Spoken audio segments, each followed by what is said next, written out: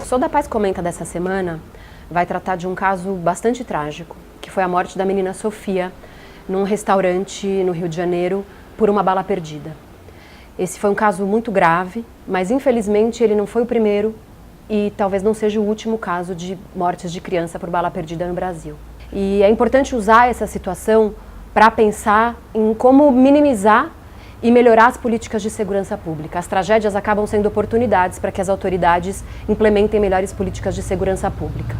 O caso da Sofia não deve ser lido como um caso isolado. A pesquisa realizada pela ONU, com dados de 2014 e 2015, estudou as mortes por arma de fogo na América Latina nesses 2 anos. Infelizmente, nesse levantamento, o Brasil é o primeiro colocado em mortes por bala perdida.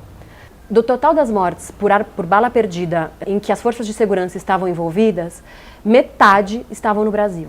No caso da menina Sofia, ainda que a gente não saiba de quem partiu a bala, se foi do criminoso ou do policial, esse é um dado importante para a gente ter em consideração. Para evitar mortes como essa, 3 pontos são importantes de se destacar. O primeiro deles é que é fundamental esclarecer, investigar e esclarecer o caso da menina Sofia. A sociedade precisa saber de onde partiu a bala que a matou. O responsável precisa ser punido, precisa ser responsabilizado. Os homicídios no Brasil são muito pouco esclarecidos e a gente não pode deixar uma morte como essa sem esclarecimento. O segundo ponto que se coloca, que a gente precisa discutir é, no caso de uma perseguição policial, em que está em jogo a prisão em flagrante de um criminoso que roubou um veículo, será que o uso da arma de fogo, o disparo, o confronto pela polícia justifica isso? Esse questionamento sobre o confronto precisa ser feito. A prisão em flagrante ou a possibilidade de prender em flagrante não deve ser justificativa para colocar a vida de inocentes em risco. Nessa mesma linha, é preciso discutir a atuação policial à luz do procedimento. A boa polícia precisa ter procedimentos para usar a força e para disparar arma de fogo.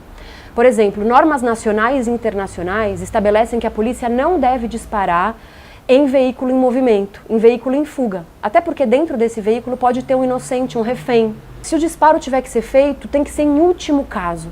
Tem que ser levado em conta o ambiente, o risco que está ali envolvido. E no caso da menina Sofia, portanto, uma análise de procedimento da polícia precisa ser feita. Por que o disparo foi feito, em que situação, o policial precisa ser treinado, precisa ser monitorado o uso da força de forma constante para que isso não se repita.